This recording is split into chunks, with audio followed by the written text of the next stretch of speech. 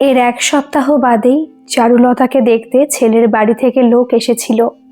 উৎসব কথাটা জানতে পেরেছিল মায়ের কাছ থেকে। অফিস থেকে ফিরে ক্লান্ত শরীরে সেদিন মায়ের ঘরে এসেছিল। এলোমেলো কথার ভিড়ে তারপর অরুণিমা বলেছিল, আজ চারুলতাকে দেখতে ছেলের বাড়ির লোক এসেছিল জানিস। ছেলেটার নাম মনে হয় সন্দীপ। স্মৃতিলেখার মুখে শুনলাম, খুব ভালো ছেলে। আমি তো খুব খুশি হয়েছি শুনে। কথাগুলো এক নিঃশ্বাসে বলেছিল অরুণিমা, কিন্তু উৎসব কথাগুলো শুনে পুরো স্তব্ধ হয়ে গিয়েছিল। চারু বিয়ের জন্য হ্যাঁ বলে দিয়েছে? এটা সম্ভব না। চারু ওকে ভালোবাসে। চারু অন্য কাউকে বিয়ে কখনোই করতে পারে না। কথাগুলো ভাবতে ভাবতে উৎসব সেদিন চারুলতার কাছে এসেছিল। চারুলতা সেই মুহূর্তে নিজের ঘরেই ছিল। উৎসব উদ্ভ্রান্তের মতন চারুলতার সামনে এসে থমকে দাঁড়িয়েছিল। চারু সেই সময় উৎসবকে দেখে একটু কঠিন হয়ে বলেছিল, কি ব্যাপার, কেন এসেছো তুমি এখানে? এই প্রশ্নে উৎসব ধীর পায়ে চারুলতার দিকে এগিয়ে এসে বলেছিল, কেন করছিস তুই এই সব? আমাকে শাস্তি দেওয়ার জন্য? তুই আমাকে ভালোবাসিস। You can't marry anyone. তাহলে এই ছেলে দেখার ড্রামাটা কিসের জন্য? কথাগুলো শুনে চারুলতা অবাক হয়ে বলে উঠল, ড্রামা? তোমার মনে হচ্ছে আমি ড্রামা করছি? উৎসব, তুমি কেন নিজেকে এতটা ইম্পর্টেন্ট ভাবো বলো তো? তোমাকে ঘিরে সবকিছু হয় না আমার জীবনে? হ্যাঁ, একটা সময় ছিল যখন আমার গোটা পৃথিবীটাই তুমি ছিলে, কিন্তু আজ সেটা অতীত। বিয়ে আমি নিজে জীবনে ভালো থাকবো বলে করছি, কাউকে শাস্তি দেওয়ার জন্য নয়। আর তুমি আমার জীবনে এক্সিস্টই করো না। কথাগুলো খুব জোর গলায় বলেছিল চারুলতা। উৎসবের কষ্ট হচ্ছিল খুব এইসব শুনে। মনে হচ্ছিল বুকের কাছে একটা চিনচিনে যন্ত্রণা শুরু হয়েছে, কিন্তু তাও মন বলছিল চারু যা বলছে সব রাগ অভিমানে বলছে। চারু কোনোদিন অন্য কারোর হতে পারে না। চারুলতা শুধু ওকে ভালোবাসে। সেদিন এই ভাবনার ভিড়ে উৎসব বলেছিল, আমি যদি তোর জীবনে এক্সিস্টই না করি, তাহলে নিশ্চয়ই আমার থাকা না থাকাতে তোর কিছু এসে যায় না। তাহলে আমি যদি তোর বিয়ের সমস্ত কাজে থাকি, কেনাকাটা, ক্যাটারিং, ডেকোরেশন সব কিছু ঠিক করি, তাহলেও নিশ্চয়ই তোর কোনো প্রবলেম হবে না। আমি তো তোর জীবনে কেউ নই, তাই না? কথাগুলো একটা জেদ থেকে বলেছিল উৎসব। ওর মনে হচ্ছিল চারু ওকে সামনে দেখলে অন্য কারোর সাথে নিজের জীবন শুরু করার কথা ভাবতে পারবে না। চারু ওদের দুজনের মাঝে দেওয়ালটা ভেঙে ঠিক ওর কাছে ফিরে আসবে। কিন্তু চারুলতারও একটা জেদ চেপে গিয়েছিল আজ, উৎসবকে ভুল প্রমাণ করার জেদ। তাই স্থির স্বরেই বলেছিল, তোমার যা ইচ্ছা হয় তুমি তাই করতে পারো, আমার তাতে কিছু এসে যায় না। তোমার যদি মনে হয় আমার বিয়ের প্রিপারেশনে তুমি হেল্প করবে, করতেই পারো, তোমার ইচ্ছা। আমার এই বিষয়ে কিছু বলার নেই। কথাগুলো ইচ্ছে করেই খুব নিষ্পৃহ গলায় বলল চারু, কিন্তু উৎসবের মনে যেন একটা ছুঁচ বিঁধল। ও আর কিছু বলতে পারলো না এরপর। খুব ক্লান্ত মনে বেরিয়ে এলো চারুলতাদের বাড়ি থেকে। এই সময় আকাশে হঠাৎ মেঘ ডেকে উঠল। অঝোর ধারায় বৃষ্টি শুরু হলো শহরে। উৎসবে বৃষ্টির আড়ালে যেন নিজের চোখের জলটাকে লুকোনোর চেষ্টা করলো। কাউকে তো এই চোখের জলের খোঁজ দিলে চলবে না। উৎসব আজ ভীষণ একা। ওর একতরফা কষ্টগুলো নিয়ে একা। এই বৃষ্টি ভেজা দিনের 7 দিন বাদে উৎসব এসেছিল চারুলতাদের বাড়িতে। ওর মা পায়েস বানিয়েছিল, সেটাই দেওয়ার জন্য। সেদিন সন্দীপও এসেছিল। চারুলতাকে নিয়ে আজও একটা কফি শপে যাবে। দুজনে একটু সময় কাটাবে, একে অপরকে চিনবে। এই জন্যই সন্দীপ নিজে থেকেই বলেছিল চারুকে বেরোনোর কথা। উৎসব যেই মুহূর্তে এসেছিল, চারু সেই সময় লাল রঙের একটা চুড়িদারে সেজে বেরিয়ে এসেছিল ঘর থেকে। সন্দীপ সেই সময় বসার ঘরেই বসেছিল। চারু তবে এই অসময়ে উৎসবকে দেখে একটু থমকে গিয়েছিল। স্মৃতিলেখা এই মুহূর্তে রান্নাঘর থেকে এসে বলেছিল, কি ব্যাপার উৎসব, অফিসে যাওনি আজকে? হাতে ওই টিফিন কৌটোটা কিসের? এই প্রশ্নে উৎসব আলতো স্বরে বলেছিল, না কাকিমা, আমার ওয়ার্ক ফ্রম হোম চলছে। মা আজ পায়েস করেছিল, পাঠিয়েছে তাই তোমাদের জন্য। এই কথায় স্মৃতিলেখা একগাল হেসে টিফিন কৌটোটা নিয়ে বলে উঠল, আচ্ছা আচ্ছা, যাই হোক, আলাপ করিয়ে দিই। ওই যে সোফায় বসে আছে দেখছো, ও হচ্ছে সন্দীপ। ওর সাথেই চারুর বিয়ে ঠিক হয়েছে। কথাটা বলে স্মৃতিরেখা সন্দীপের দিকে তাকিয়ে বলেছিল, আর সন্দীপ, এই হচ্ছে উৎসব, চারুর স্কুল লাইফের বন্ধু, বেস্ট ফ্রেন্ডই বলা যায়। খুব ভালো ছেলে, এই কমাস আগে ইউএসএ থেকে ফিরেছে। কথাটা শুনে সন্দীপ উৎসবের দিকে তাকিয়ে হাসলো।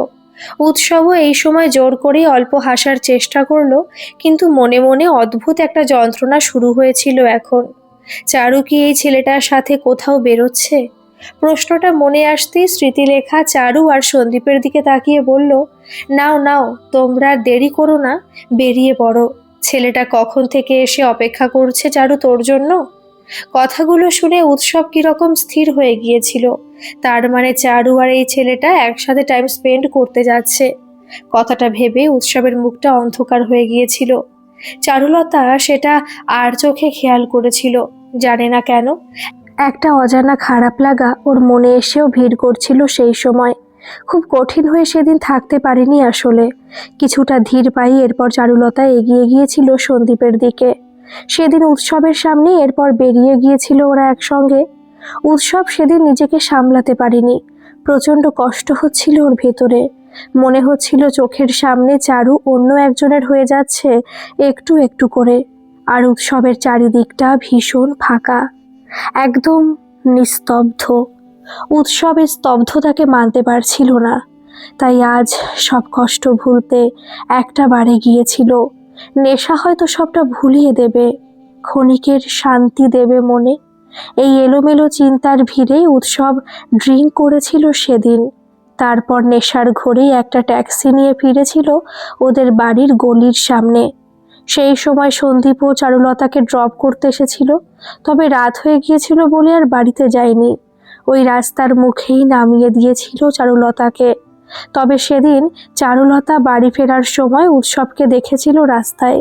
ও এলোমেলো পায়ে টলতে টলতে এগিয়ে যাচ্ছিল নিজের মনে, কিন্তু হঠাৎ নিজেকে আর সামলাতে পারল না উৎসব।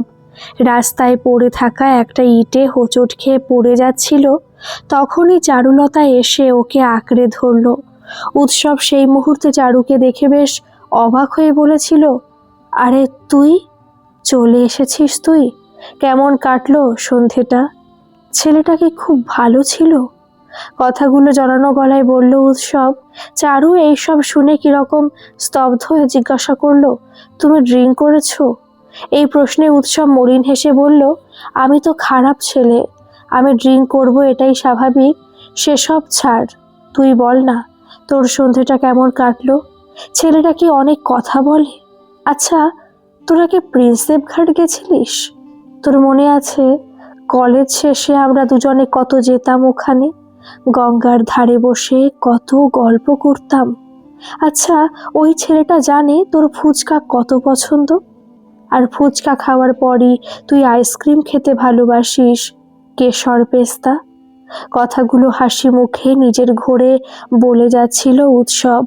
চারুলতা এই সময় থমকে থাকা গলায় বলেছিল, চলো, তোমাকে বাড়ি দিয়ে আসছি, তুমি ঠিক নেই এখন।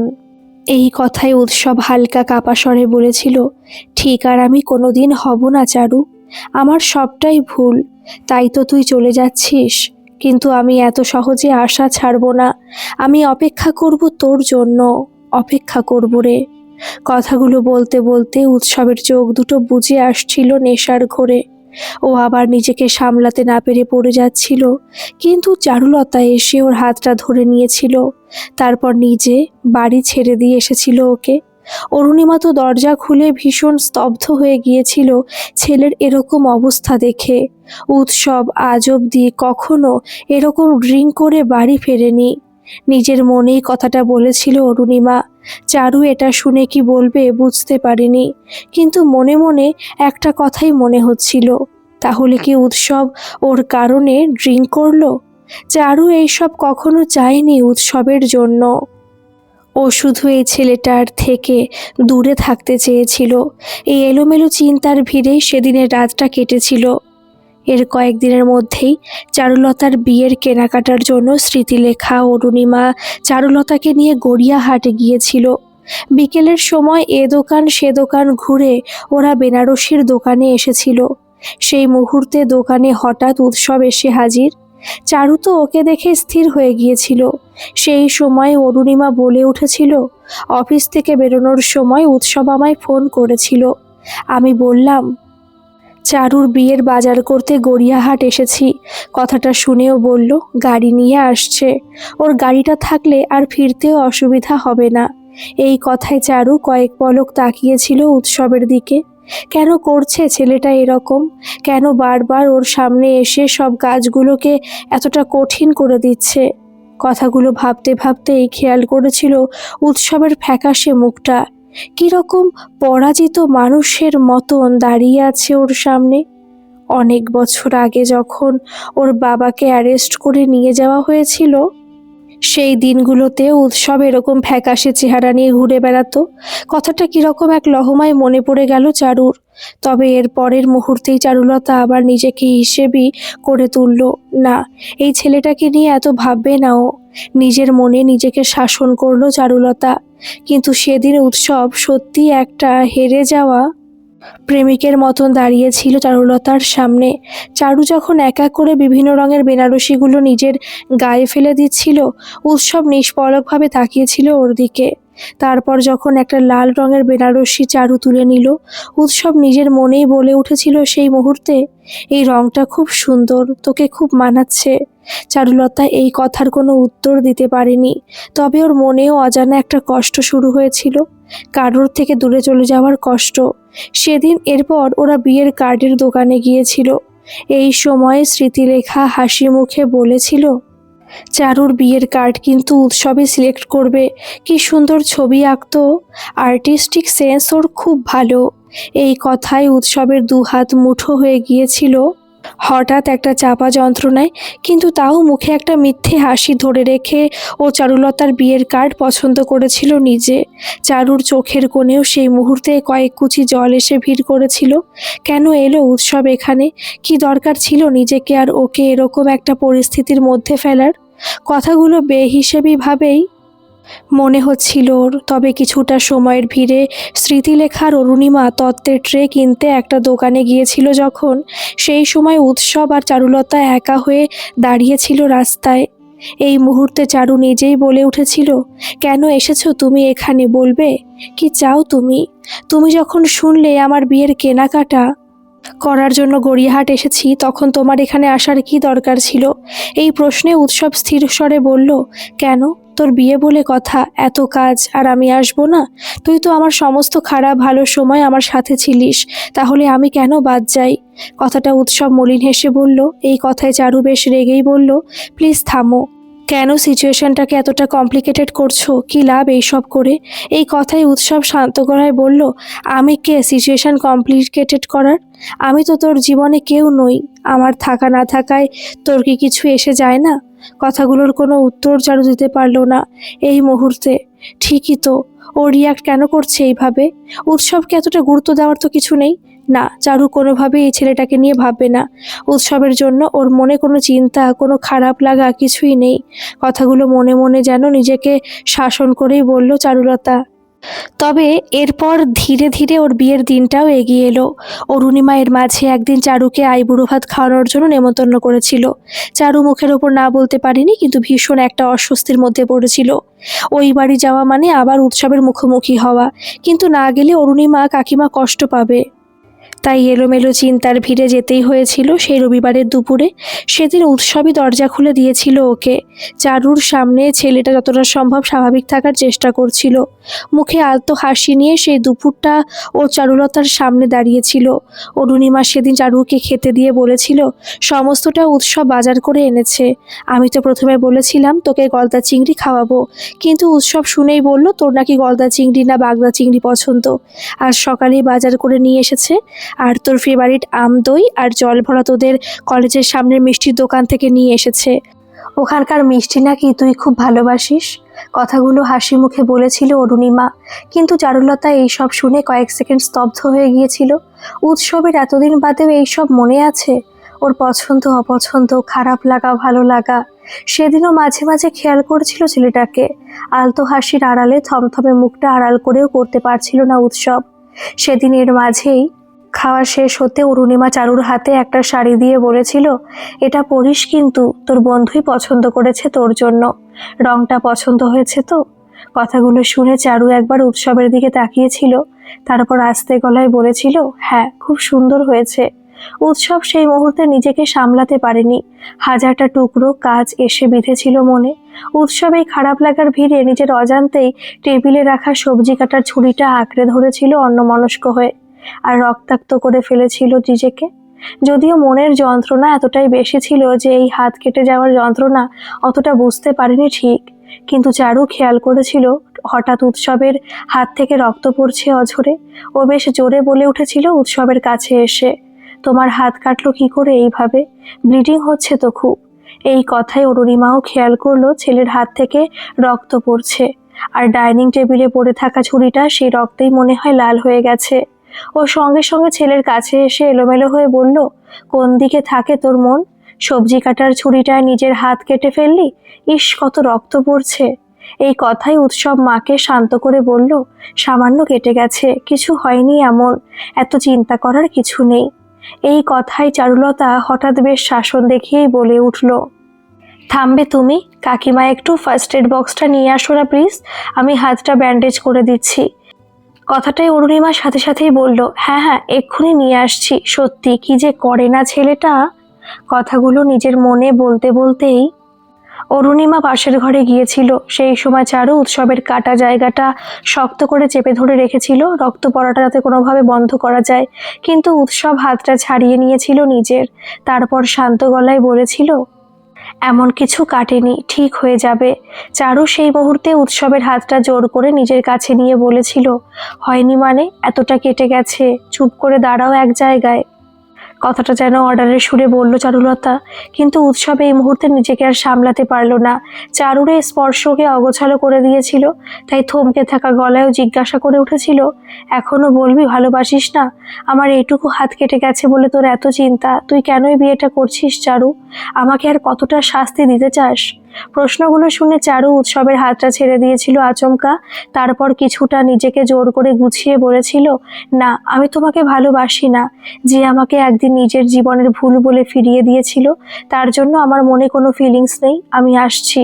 কথাগুলো এক নিঃশ্বাসে বলে চারুলতা জোরে পা চালিয়ে বেরিয়ে গিয়েছিল উৎসবের সামনে থেকে। এর কয়েক মিনিট বাদেই অরুণিমা এসেছিল ফার্স্ট এড বক্স নিয়ে। চারুলতাকে সেই সময় সামনে দেখতে না পেয়ে বেশ অবাক হয়ে বলেছিল, চারু কোথায় গেল? আমি আসলে ফার্স্ট এড বক্সটা কোথায় রেখেছিলাম ভুলে গিয়েছিলাম, তাই একটু দেরি হয়ে গেল। এই কথায় উৎসব স্থির গলায় বলেছিল, ও চলে গেছে মা, ওর কাজ ছিল বোধ হয়। কথাটা বলে উৎসব কোনো রকমে নিজের চোখের জলটা আড়াল করেছিল মায়ের সামনে। আসলে আস্তে আস্তে খুব ভেঙে পড়ছে মনে মনে, শরীরটাও মাঝে মাঝে নিস্তেজ লাগে, কিন্তু এই সব কিছুই মাকে জানানো যাবে না। ও ছাড়া তো মায়ের কেউ নেই, ওকে তো মায়ের সামনে ঠিক থাকতেই হবে। সেই দিনের পর 7টা দিন পার করে চারুলতার বিয়ের দিনটাও চলেই এলো। গায়ে হলুদের সময় উৎসব আসতে চায়নি আজ, কিন্তু মা এত জোর করলো যে যেতেই হলো। হলুদ রঙের শাড়ি, মাথায় মুকুট, চারুলতার এই সাজ দেখে উৎসব নিষ্পলক চোখে ওর দিকে তাকিয়েছিল কিছুক্ষণ। এই সাজ তো কোনো একদিন ওর জন্য সাজার কথা ছিল চারুর। কেন উৎসব বোঝেনি সেই সময় নিজের ফিলিংসগুলো? কেন ভেবেছিল চারুর সাথে থাকলে কলকাতায় আটকে থাকতে হবে, অন্য শহর অন্য ঠিকানা খোঁজা হবে না? এমনকি সেই রাতে নেশার মধ্যে যখনও প্রথম চারুকে স্পর্শ করেছিল নিজের ঠোঁট দিয়ে, সেই মুহূর্তগুলিকে নিজের ভুল বলেই স্বীকার করেছিল চারুর সামনে। আজ তারই দাম দিতে হচ্ছে ওকে। কথাগুলো ভাবতে ভাবতে উৎসব ধীর পায়ে চারুলতার দিকে এগিয়ে গিয়েছিল। তারপর অল্প হলুদ নিয়ে চারুলতার গালে লাগিয়েছিল আলতো করে, হয়তো শেষবার ছুঁতে চেয়েছিল মেয়েটাকে। চারুলতাও এই সময় স্তব্ধ হয়ে দাঁড়িয়েছিল উৎসবের সামনে, হাত দুটো মুঠো হয়ে এসেছিল ওর অচেনা কষ্টে। খুব মায়া হচ্ছিল আজ উৎসবের জন্য, কিন্তু চারুর তো এই কষ্ট পাওয়ার কথা ছিল না। উৎসবকে তো ভুলে গিয়েছিল। নিজের একতরফা ভালোবাসা, একতরফা কান্নাগুলোকে পেছনে ফেলে আজ তো চারুলতার নতুন জীবন শুরু করার কথা। তাহলে সে উৎসবের জন্য মন কেমন কেন করছে এইভাবে? কেন মনে হচ্ছে কেউ হারিয়ে যাচ্ছে জীবন থেকে, অনেক দূরে কোথাও? এই এলোমেলো চিন্তার ভিড়েই মায়ের মুখে শুনেছিল গায়ে হলুদের তত্ত্ব পাঠানোর জন্য লোক কম পড়ছিল, তাই উৎসবকে মা পাঠিয়েছে ছেলের বাড়ি তত্ত্ব নিয়ে। কথাটা শুনে হঠাৎ মনে হয়েছিল উৎসব খুব কষ্ট পাবে এইসব বিয়ের কাজ করতে, তাই মাকে বেশ রেগেই বলেছিল, আশ্চর্য, তুমি উৎসবকে পাঠাতে গেলে কেন? আর কি কেউ ছিল না? এই কথায় স্মৃতিলেখা অবাক হয়ে বলেছিল, যা বাবা, তুই এত রেগে যাচ্ছিস কেন? বন্ধুর বিয়েতে কাজ করবে না? তার উপর তুই তো আবার উৎসবের বেস্ট ফ্রেন্ড। তবে ছেলেটাকে যদিও আজ কিরকম শুকনো শুকনো লাগছিল যেন, সেই হাসিটা আর নেই। ওর মা বলছিল কদিন ধরে নাকি ঠিকভাবে খাওয়া দাওয়া করছে না একদম। কি হয়েছে তুই কি কিছু জানিস? শেষ কথাগুলো চারুলতার গয়না গোছাতে গোছাতে আনমনেই বলেছিল স্মৃতিলেখা। কিন্তু এই কথাটা শুনে চারুর নিজের হঠাৎ খেয়াল হয়েছিল, সত্যি আজ উৎসবের মুখটা ভীষণ ফ্যাকাশে লাগছিল। ওর শরীর ঠিক আছে তো? ছেলেটার জন্য একরাশ চিন্তায় এসে জমা হয়েছিল মনে। উৎসবের মুখটা কারণে অকারণে আর চোখের সামনে ভেসে উঠছিল। চারু হাজার চেষ্টা করেও নিজেকে আটকাতে পারছিল না। এই এলোমেলো চিন্তার ভিড়ে ধীরে ধীরে সময়ের কাঁটা এগিয়ে গিয়েছিল। সন্ধে নেমেছিল শহরে। চারু লাল বেনারসি গয়না মুকুট পরে বিয়ের কোণের সাজে সেজে উঠেছিল। সবাই বলছিল অপূর্ব লাগছে চারুকে, কিন্তু জীবনের সব থেকে সুন্দর সন্ধ্যায় চারুলতার মুখে হাসি ছিল না। কিছু যেন একটা ভাঙছিল মনে মনে। অবচেতনে হয়তো সে একজনকে খুঁজছিল মন। এর মাঝেই বর চলে এসেছিল, সেই জন্যই চারুর ঘরের ভিড়টা খালি হয়ে গিয়েছিল হঠাৎ। বন্ধু আত্মীয়রা সব বর কেমন হয়েছে দেখার জন্য চলে গিয়েছিল নিচে। চারুলতার মনটা কেমন অস্থির লাগছিল এই সময়। উৎসব ঠিক আছে তো? এই চিন্তাটাই মনের মধ্যে ঘুরছিল বেহিসেবি ভাবে। তবে এই মুহূর্তে হঠাৎ দরজার সামনে সেই মানুষটা এসে হাজির। চারুলতা থমকে দাঁড়িয়েছিল আজ উৎসবকে দেখে। ছন্নছাড়া চেহারা, ক্লান্ত মুখ, মনে হচ্ছিল ছেলেটা বদলে গেছে ভীষণ। চারুলতার জন্য কি ও খুব কষ্ট পেয়েছে? কথাগুলো ভাবতে ভাবতে উৎসব চারুর কাছে কয়েক পা এগিয়ে এসে বলেছিল, খুব সুন্দর লাগছে তোকে, যতটা ভেবেছিলাম তার থেকেও অনেক অনেক বেশি সুন্দর। কথাটা বলতে বলতে উৎসবের চোখ দুটো জলে ভরে গিয়েছিল। তবে কয়েক মুহূর্তের ভিড়ে নিজেকে সামলে ও আবার বলে উঠেছিল, আমি ভুল ভেবেছিলাম চারু, তুই একদম ঠিক বলতিস, তুই সত্যি আর আমাকে ভালোবাসিস না, আর কোনো ফিলিংস নেই তোর মনে আমার জন্য। You proved it. কথাগুলো বলতে বলতে ও পকেট থেকে একটা আংটি বার করেছিল। তারপর সেটা চারুর দিকে এগিয়ে দিয়ে বলেছিল, এই আংটিটা তোকে পরিয়ে দিতে পারি? তোর জন্য এনেছিলাম। কথাটা শুনে চারুলতার চোখ দুটো ভিজে গিয়েছিল জলে। ও নিজের মনেই হাতটা এগিয়ে দিয়েছিল। আজ এই ছেলেটাকে ফিরিয়ে দেওয়ার সাধ্য ওর নেই। উৎসবের জন্য সেই পুরনো মন কেমনগুলো ফিরে আসছিল আবার। কথাটা ভাবতে ভাবতে উৎসব ওর আঙুলে আংটিটা পরিয়ে দিয়ে বলেছিল, খুব সুন্দর লাগছে আংটিটা তোর হাতে, এটা আমার তরফ থেকে তোর বিয়ের গিফট। খুব ভালো থাকিস চারু, অ্যান্ড আই প্রমিস আর কোনোদিন আমি আসবো না তোর কাছে। কথাটা বলেই উৎসব আর অপেক্ষা করেনি, খুব জোরে পা চালিয়ে বেরিয়ে গিয়েছিল ঘরটা থেকে। চারুলতা সেই মুহূর্তে উৎসবকে আটকানোর জন্য এগিয়ে গিয়েছিল নিজের মনে। ও আর পারেনি দুজনের মাঝের দেওয়ালটা বজায় রাখতে। কিন্তু তখনই ওর ঘরে মা আর দুজন মাসি এসেছিল। স্মৃতিলেখা বেশ ব্যস্ত হয়ে বলে উঠেছিল, নিচে চল চারু, ম্যারেজ রেজিস্টার এসেছে, আগে রেজিস্ট্রিটা হয়ে যাবে। কথাটা শুনে চারুলতা থমকে গিয়েছিল। অন্য একজনের সাথে নিজেকে সারা জীবনের মতন জড়িয়ে ফেলার মুহূর্তটা এত কাছে এগিয়ে এসেছে। এত লোক, এত আয়োজন, এবার চারু কি করবে? কিভাবে সব ফেলে চলে যাবে উৎসবের কাছে? কথাগুলো ভাবতে ভাবতে চারুলতা একটা কাঠের পুতুলের মতন বিয়ের আসরে এসেছিল মায়ের সাথে। রেজিস্ট্রি পেপারে সাইন করবে বলে সামনে পার্থ বসেছিল রেজিস্ট্রারের সাথে। সারা ঘর জুড়ে ছিল আত্মীয় স্বজন, বন্ধু বান্ধব। রেজিস্ট্রি পেপারে সাইন হয়ে যাওয়ার পরই বিয়ের সব নিয়মকানুন শুরু হবে। কিন্তু চারুলতা সবার মাঝে এসেও আর পার্থর কাছে এগিয়ে যেতে পারল না কয়েক পা। কানে যেন বেজে উঠল উৎসবের কথাগুলো সেই সময়ে, আর কোনোদিন আমি আসবো না তোর কাছে। না, এরপর আর এগোতে পারল না চারুলতা। ও স্থির গলায় সবার সামনে বলে উঠল, আই এম সরি, আমি এই বিয়েটা করতে পারবো না, আমার পক্ষে সম্ভব না। কথাটা শুনে একঘর লোক যেন বাকরুদ্ধ হয়ে গিয়েছিল। পার্থ অর্থাৎ সন্দীপ উঠে দাঁড়িয়ে বলেছিল, বিয়ে করতে পারবে না মানে? কি বলছো এই সব? কথাটা চারুলতা অসহায় গলায় বলে উঠেছিল, সম্ভব না আমার পক্ষে, আই এম সরি। কিন্তু আমি বিয়েটা করতে পারবো না, আমাকে যেতে হবে এখন, কেউ একজন অপেক্ষা করছে আমার জন্য। কথাগুলো বলেই চারু চলে যেতে যাচ্ছিল সবার মাঝ থেকে, কিন্তু মা বাবা দুজনেই ওর রাস্তা আটকে বলে উঠেছিল, কী সব বলছিস তুই চারু, চলে যাবি মানে? এত লোক, এত আয়োজন, সবার সামনে লজ্জায় আমাদের মাথা কাটা যাচ্ছে, কেন এরকম করছিস তুই? শেষ কথাগুলো চারুর বাবা বলেছিল ওকে। জীবনে প্রথমবার মেয়ের সাথে উঁচু গলায় কথা বলেছিলেন উনি। কিন্তু চারুলতা এই সময় কান্না ভেজা গলায় বলে উঠেছিল, সরি বাবা, কিন্তু আমাকে যেতেই হবে। উৎসবটা সত্যি চলে যাবে, নইলে অনেক দূরে, আমাকে ওর কাছে যেতেই হবে। কথাগুলো এক নিঃশ্বাসে বলেছিল চারু, কিন্তু স্মৃতিলেখা এই সময় অবাক হয়ে বলেছিল, উৎসবটা চলে যাবে মানে? তার মানে তুই উৎসবকে ভালো? ওর কথাটাকে শেষ হতে না দিয়ে চারু বলে উঠল, ভালোবাসি, উৎসব ডাকেই ভালোবাসি মা, প্লিজ আমাকে যেতে দাও। কথাটা শুনে স্মৃতিলেখা চারুর বাবা দুজনেই থমকে গিয়েছিল। তবে শুধু ওরাই নয়, ওই একঘর ভিড়ের মধ্যে দাঁড়িয়ে থাকা অরুণিমাও কীরকম স্তব্ধ হয়ে গিয়েছিল। এখন বুঝতে পারছে ছেলে কেন এতদিন গুমড়ে গুমড়ে থাকতো। চারুর বিয়েটাকেও মানতে পারেনি মন থেকে। তবে উৎসবের নামটা শুনে মা বাবা কেউ আর আটকাতে পারেনি চারুকে। সেই একঘর মানুষ, আত্মীয় স্বজন, বন্ধু বান্ধবকে উপেক্ষা করে চারু বেরিয়ে এসেছিল এই বিয়ে বাড়ি থেকে বাইরে উৎসবের খোঁজে। সেদিন চারুলতা এলোমেলোভাবে খুঁজছিল উৎসবকে রাস্তায়। কোথায় গেল ছেলেটা? এই তো কিছুক্ষণ আগে ওর সামনে ছিল, এত তাড়াতাড়ি হারিয়ে গেল কি করে? কথাগুলো ভাবতে ভাবতে লজের সামনে মেন রোডটা দিয়ে এগিয়ে যাচ্ছিল চারু। সাথে ফোনটাও নিয়ে আসেনি যে উৎসবকে একটা কল করবে। এখন কোথায় খুঁজবে ছেলেটাকে? কিছুই ভেবে উঠতে পারছিল না ঠিক, যেন দিশেহারা হয়ে এগিয়ে যাচ্ছিল। তবে কিছুটা রাস্তা আসার পরই হঠাৎ পাটা থমকে গেল। উৎসবকে দেখতে পেল চারু চলন্ত গাড়িগুলোর মাঝে রাস্তার একদম মধ্যিখান দিয়ে হেঁটে চলেছেও, কোনো দিকে কোনো হুঁশ নেই, মনে হচ্ছে যেন একটা ঘোরের মধ্যে আছে। আর উৎসবের চারপাশ দিয়ে গাড়িগুলো দুরন্ত গতিতে ছুটে চলেছে। দৃশ্যটা দেখে চারুর হাত পা জড়সড় হয়ে গিয়েছিল কয়েক সেকেন্ড।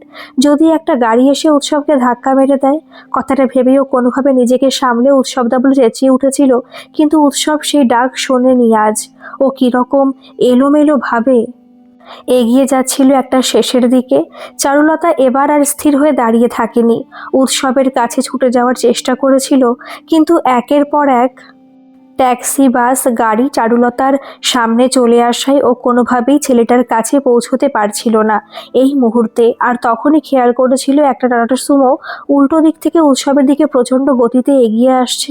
গাড়িটা বারবার হর্ন দিচ্ছে উৎসবকে, কিন্তু উৎসব সেই আওয়াজ আর শুনতেই পাচ্ছে না। ও নিজেই একটু একটু করে এগিয়ে যাচ্ছে গাড়িটার দিকে। তারপর কয়েক সেকেন্ডের ভিড়ে গাড়িটা উৎসবের ভীষণ কাছে এগিয়ে এলো। গাড়ির ঠিকরে পড়া আলোয় উৎসব চোখ দুটো বন্ধ করে ফেলল নিজের, কিন্তু সেই মুহূর্তেই একটা হাত খুব শক্ত করে ধরে ফেলল ওকে। তারপর জোরে টান মেরে সরিয়ে আনলো নিজের কাছে। উৎসব এই সময় চোখ খুলে দেখলো কনের সাজে চারুলতা দাঁড়িয়ে আছে ওর সামনে। তবে চারু এই মুহূর্তে চিৎকার করেই বলে উঠল, পাগল হয়ে গেছো তুমি? কি করছিলে এই সব? রাস্তায় কেউ এইভাবে চলে? আর একটু হলে গাড়িটা যদি ধাক্কা মেরে চলে যেত তোমাকে। কথাগুলো এক নিঃশ্বাসে বলেছিল চারু, কিন্তু উৎসব এইসব শুনে কিছু বলতে পারলো না ঠিক।